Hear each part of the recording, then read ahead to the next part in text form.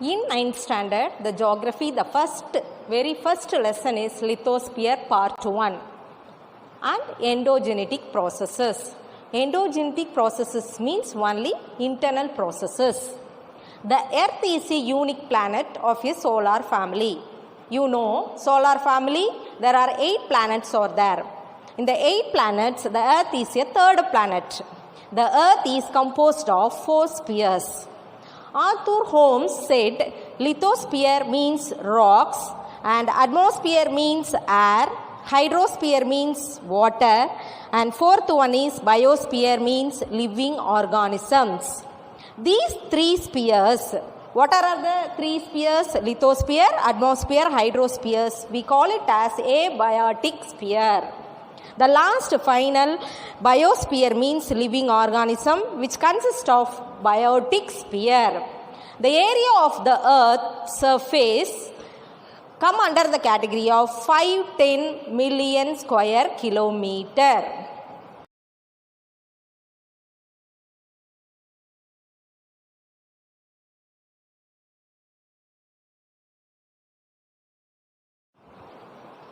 Next we move on to structure of the Earth. The structure of the Earth are crust, mantle and core. Number 1, crust. Crust is the outer layer of the Earth where we live. The crust is also called it as skin of our Earth, which ranges between 5 to 30 kilometers. Crust is a solid and as well as rigid layer of the Earth. Thickness of the crust is greater below the continents than the ocean floor. Compare with the continents, the ocean floor is thin. Crust is classified into 2 categories. Number 1, continental crust. Continental crust consists of sial. Sial means silica and aluminium. Number 2, oceanic crust. Oceanic crust consists of silica and magnesium. There are 2 major elements of crust. What are the 2 major elements of crust? Number 1, sial, which consists of silica and aluminium. Number 2, silica and magnesium. Second one, mantle. The mantle or otherwise call it as asthenospheres. Why it is called it as asthenosphere? It lies between the crust and core. So interior part of the beneath the crust is called it as mantle. The thickness of the mantle is 2900 kilometers. What are the major elements? The major element is sima, which consists of silica and magnesium. We call it as sima. There are 2 parts of mantle. The first part is upper part. Mainly the upper part of mantle consists of the rocks remain solid. The second one, lower part, rocks are molten form. So the molten rock inside the earth, we call it as magma. The number 3, core. Core otherwise call it as barysphere. The innermost and hottest layer of the earth, which lies below the mantle, we call it as core or otherwise barysphere. Mainly the core composed of nickel and iron.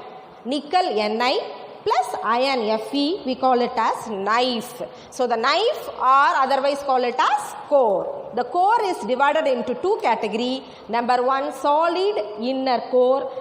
Number 2, liquid outer core. The presence of large quantities of iron in the core is responsible for the Earth's gravitational force. As the Earth rotates on its axis, the liquid outer core spins over the solid inner core and generates the Earth's magnetic field. This is responsible for the functioning of the magnetic compass. Due to high pressure, the materials in the inner core are unable to move and hence remain solid. Rocks. Crust is a storehouse of rocks. Aggregate of minerals on the earth crust. Aggregate means combination of more minerals on the earth's crust. So the rocks may be hard and compact like granite, or soft as clay, or loose as sand. Let us see the types of rocks. Based on formation, we have classified into igneous, sedimentary, metamorphic rocks. Let us see the brief explanation of types of rocks. Igneous rocks. The word igneous is derived from the Latin word ignis, meaning fire. The interior of the earth contains very hot molten material called magma. When the magma reaches the earth's surface, it is known as lava. The lava on the surface cools down and gets solidified as rocks called igneous rocks. Igneous rocks are also called primary or mother rocks. For example, granite and basalt. Sedimentary rocks.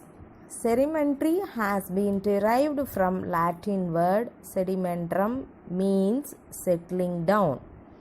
Rocks are formed by the sediments derived and deposited by various agents. What are the various agents? The various agents are rivers, glaciers and winds carry bits of rock and soil and deposit them in layers. After a few million years, these deposits harden into compact rocks and called sedimentary rocks. The bodies of plants and animals that fall on the deposits get embedded in the layers and form fossils. For example, sandstone, limestone, chalk, gypsum, coal and conglomerate. Conglomerate means joined rocks. Metamorphic rocks. The term metamorphic is derived from two Greek words meta and morpha. Meta means change and morpha means form, which means change of form. When igneous and sedimentary rocks are subjected to extreme heat and pressure, they undergo a complete change in their form and character. For example, granite may get transformed to gneiss, basalt to schist, limestone to marble, and sandstone to quartz. Rock cycle. The rock cycle is a continuous process through which igneous, sedimentary and metamorphic rocks are transformed from one form to another form. Igneous rocks are the primary rocks formed first on the earth. Igneous rocks are weathered, eroded, transported and deposited at some places to form sedimentary rocks. Both igneous and sedimentary rocks changed into metamorphic rocks under the influence of temperature and pressure. The metamorphic rocks are also get disintegrated and deposited to form sedimentary rocks. Formation of igneous rocks takes place when there is an outflow of molten materials. This endless process is referred as rock cycle.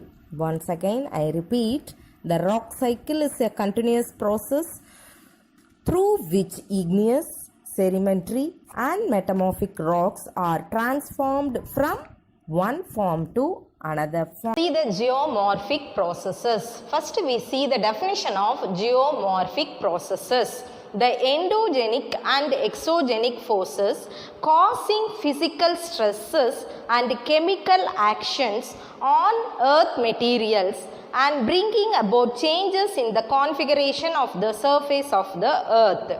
Once again I repeat, geomorphic processes definition is that both endogenic and exogenic forces causing physical stresses and chemical actions on earth materials and bringing about changes in the configuration of the surface of the earth. The geomorphic processes is divided into two categories. One is external processes, another one is internal processes. First we see the internal processes. Internal processes or otherwise call it as endogenetic processes. Endogenetic processes means inside origin. That means endo means inside. Genetic means origin. The forces that act from the earth's interior towards the earth crust. So where it occur the endogenetic processes? The forces that act from the earth interior towards the earth crust, which means these forces build the landscape and create topographic relief. Topographic relief means physical features. These processes generate heat and eject materials. Eject materials means emit the materials from the deep below the earth's crust. Internal radioactivity is the principal source of power for these processes. So all the processes only occur inside the origins. Let us see the external processes. The external processes are otherwise call it as exogenetic processes. Exo means outside, genetic means origin. So we see the outside origin processes. The forces that act on the surface of the earth due to natural agents like running water, glacier, wind, waves, etc. Only the processes occur outside origin. These external processes tear the landscape down into relatively low elevated plains and shapes the landform created by endogenetic processes. That landforms only created by endogenetic or internal processes. Let us move on to plate tectonics. Plate tectonics is very important topic. The tectonic plates. What is the meaning of tectonic plates? Lithosphere is divided into number of huge slabs of rocks. Slabs means it's nothing but irregular shaped plates only, we call it as slabs. So what is the meaning of tectonic plates? Lithosphere is divided into a number of huge slabs of rocks. These plate tectonics are divided into two categories. One is major plates and minor plates. Both the plates float independently over the mantle. Mantle is one of the structure of the earth, which means it lies between both crust and core. Now let us see the plate tectonics. Plate tectonics means collisions of these plates. Collisions means crash of these plates. Which are the plates? Both major plates and minor plates produce mountain ranges and other irregular surface features both on land as well as ocean floor. Once again I repeat, collisions of these plates produce mountain ranges and other irregular surface features both on land and ocean floor. The movement of tectonic plates is due to thermal energy from the mantle. So we get the thermal energy from the mantles. Now we know the plate tectonics. In this plate tectonics is linked with both earthquakes as well as volcanic activities. Types of plate boundaries. Types of plate boundaries divided into three categories. One is convergent boundary. Number 2, divergent boundary. Number 3, conservative or transform boundary. Now let us see the brief explanation of types of plate boundaries. Types of plate boundaries. Number 1, convergent boundary. Here the plate moves toward each other and sometimes a plate sinks under another. The location where the sinking of a plate occurs is called a subduction zone. For example, fold mountain, Himalayas. Divergent boundary. Here the plates pull away from each other as magma pushes up from the mantle. For example, Mid-Atlantic Ridge. Third one, conservative or transform boundary. Here the plates slide horizontally past each other. For example, San Andreas Fault. Movements of continental plates. Here we have to see the continental plates how move one area to another area or one region to another region. First we see the definition of folding.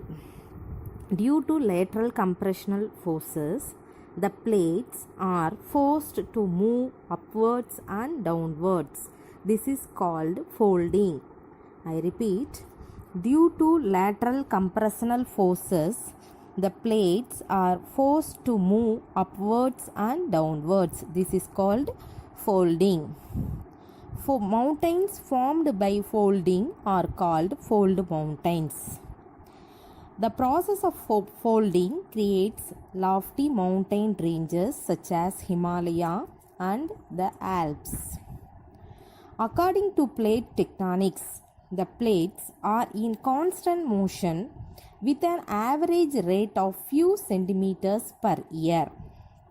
The movement might seem slow, but over millions of years, the plates and the continents riding on them move a long way. For example, about 250 million years ago, the Indian plate was a part of the Gondwana land, which comprised of modern Africa, Australia, Antarctica and South America. Approximately 140 million years ago, the Indian plate broke away from the ancient supercontinent Gondwana and began moving north and collided with Asia. The collision with the Eurasian plate along the boundary between India and Nepal formed the orogenic belt. Orogenic means horizontal belt that created the Tibetan Plateau and the mighty Himalayan mountains. Thank you.